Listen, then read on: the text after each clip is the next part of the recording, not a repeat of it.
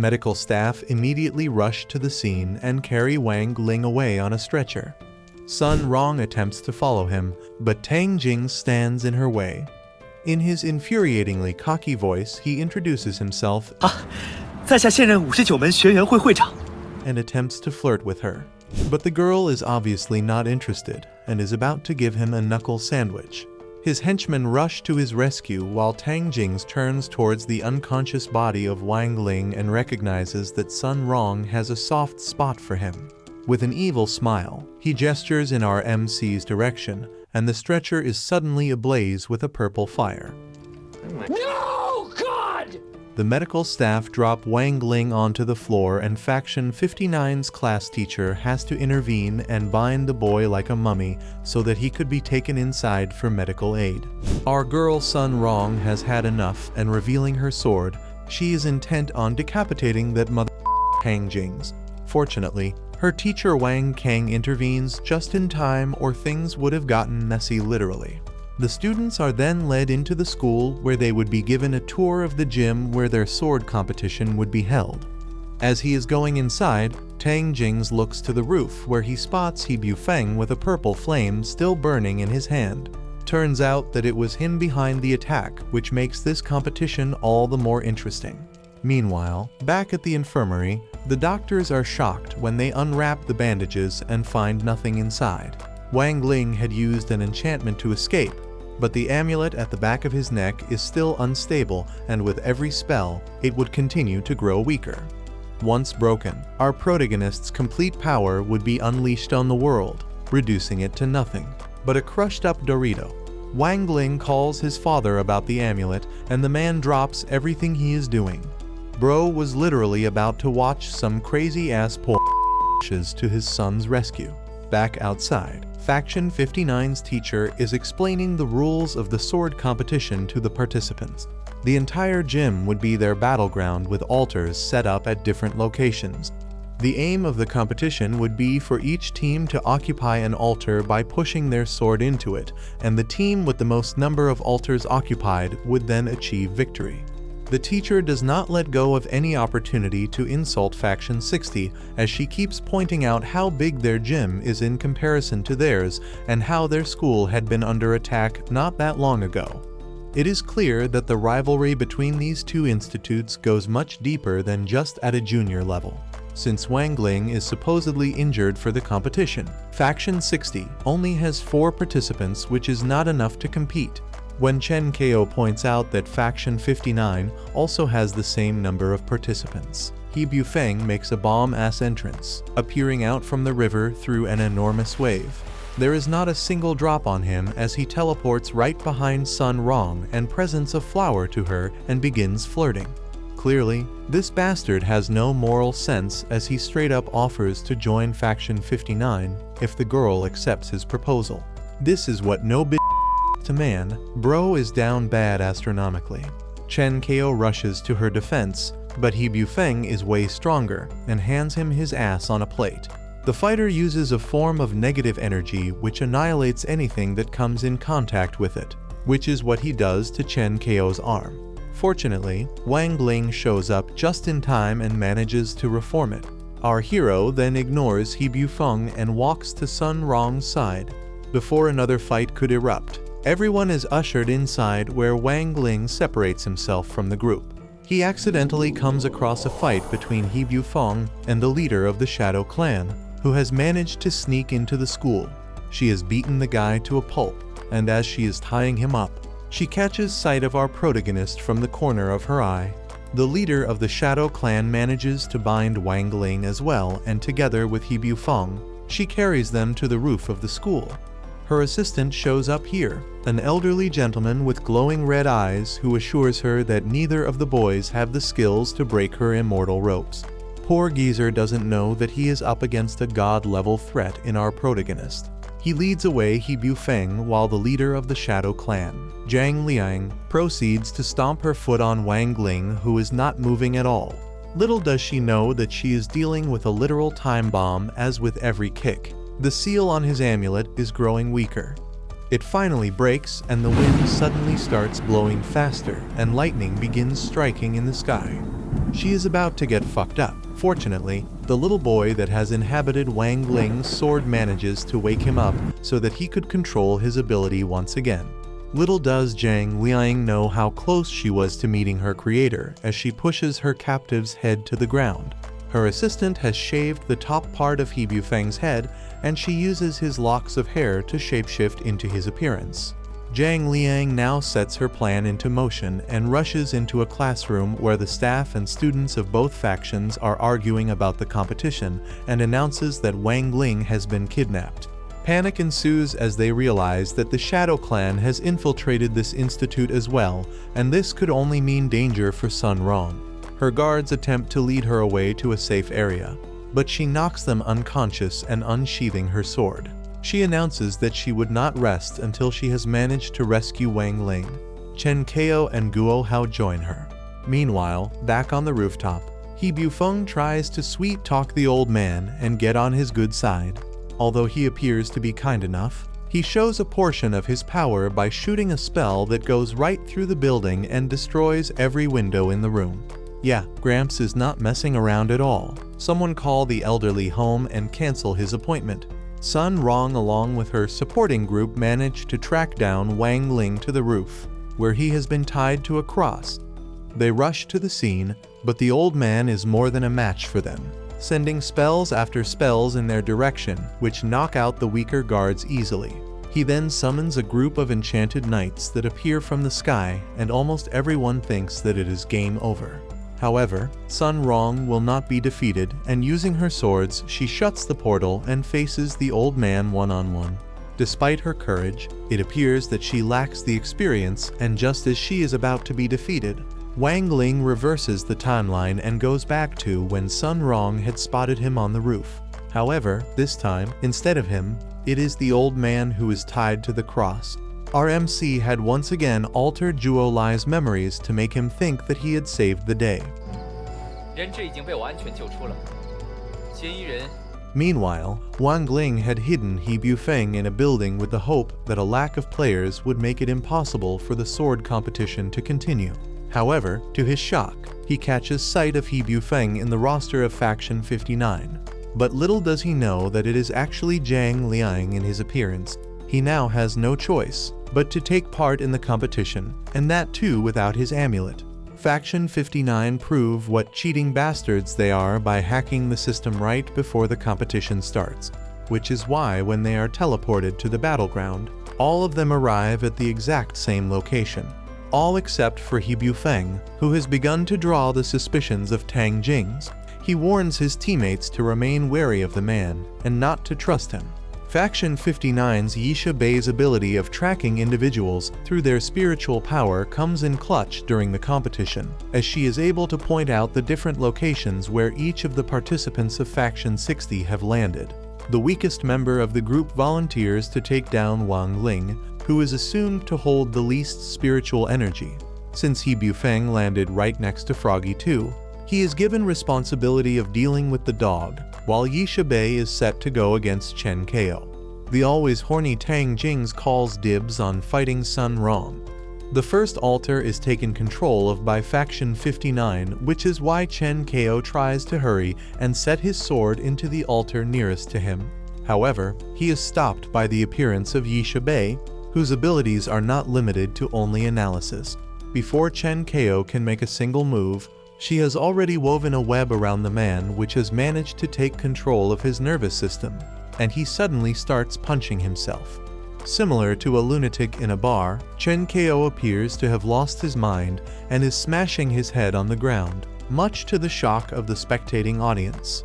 Meanwhile, Froggy 2 does not fare any better against He Bufeng, as the spirit realizes that the man is way stronger than he anticipated, and he escapes in the nick of time. Wang Ling, who is probably the one slender hope for Faction 60, has not gotten up ever since he landed on the battleground. The fighter from Faction 59 takes one look at the sleeping guy and decides that it would be smarter to take control of the altar first and then deal with this minor threat. However, Guo Hao suddenly appears and begins fighting him while our hero finally awakens from his nap. This really needs to sort out his bedtime, because how are you napping in the middle of a fight? On the other side of the battlefield, Sun Rong is on the brink of taking possession of the water altar when Tang Jing's appears, and she has no choice but to take out her sword and duel him. Clearly, the two are on a similar level, as the girl's water style is easily countered by Tang Jing's frost style. 你还是和从前一样，爱搞小动作。 To make matters worse, He Bufeng also appears, thus outnumbering Sun Rong, and she cannot find an opportunity to escape either. She is once again rescued by none other than Wang Ling, although this time it is in a more indirect manner.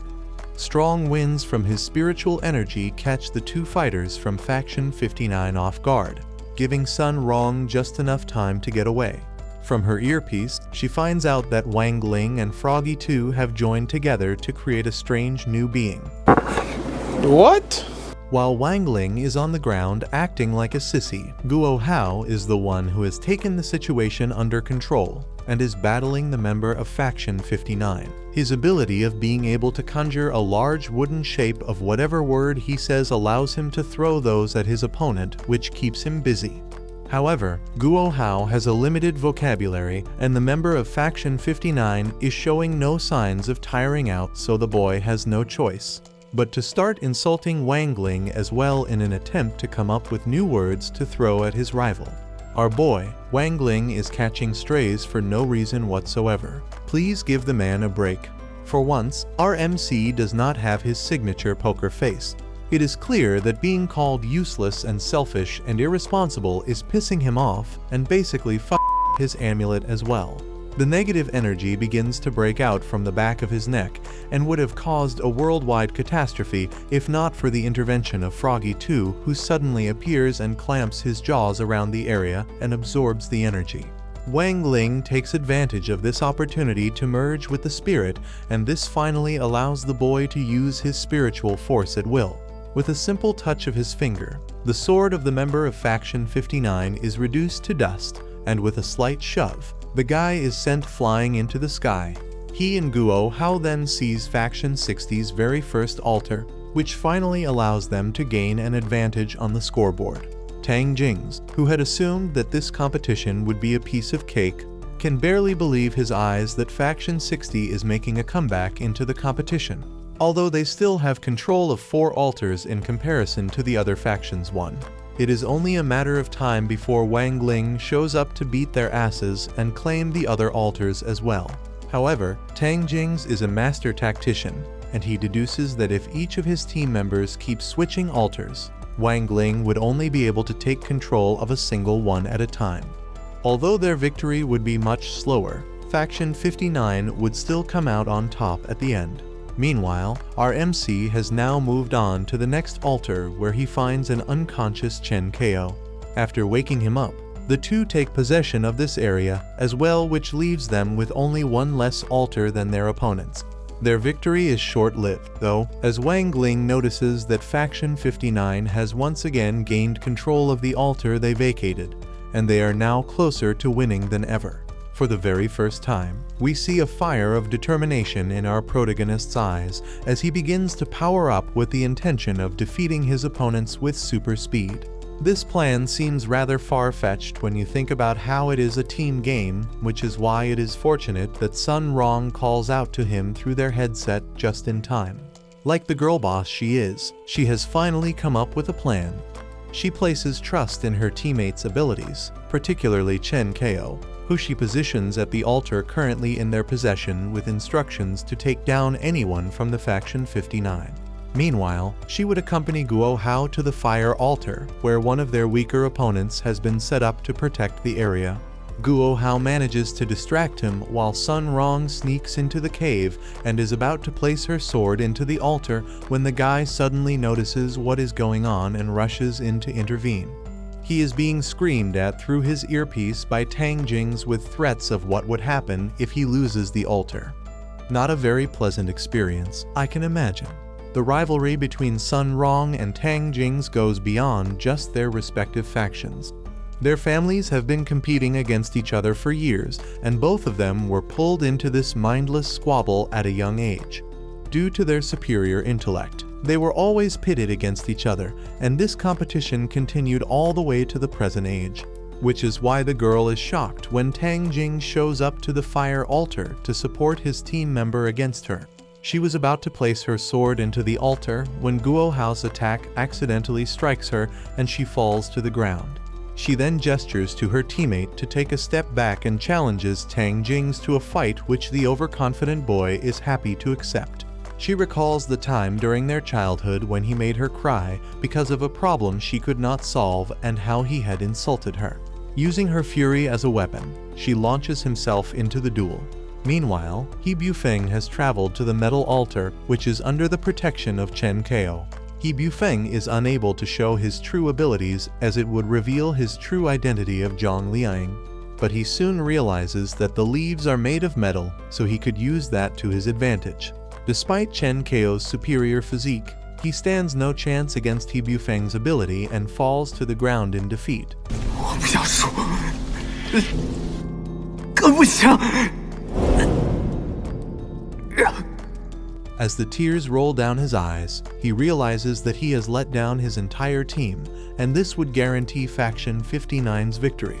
Spiritual energy suddenly takes over his body as golden arms appear, and Bro starts hovering in the air like Superman from Wish. Chen Kao manages to knock down He Bufeng and protect the altar as he was instructed to do. Back at the fire altar, just when it seems that Sun Rong would be overpowered, Guo Hao comes in clutch and reveals his dagger, which is a family heirloom. It unleashes an enormous blast of energy which catches Tang Jing's by surprise, giving the two members of Faction 60 an opportunity to take over the altar once and for all. Wang Ling has also taken over his respective altar, thus flipping the scoreboard on its head, with 4 altars in possession of Faction 60 while only 1 in control of their opponents. However, the progress bar is still in favor of Faction 59, although it has immensely slowed down. Having had enough of these games, He Bufeng lets out a scream of rage and transforms back to his real form, Zhang Liang. Sun Rong shows the strategic side of her personality in forming the plan that ultimately outsmarts Tang Jing's. After she and Guo Hao take control of the fire altar and Chen Kao manages to successfully defend the metal altar, the most important responsibility is given to Wang Ling. He is constantly being monitored by Yisha Bei, who is making sure he does not pull anything out of his bag of magic tricks by tracking his spiritual energy. However, little does she know that Sun Rong is 3 steps ahead of her. She informs Wang Ling that Yisha Bei is actually tracking Froggy 2's spiritual energy because his is way too low to be felt.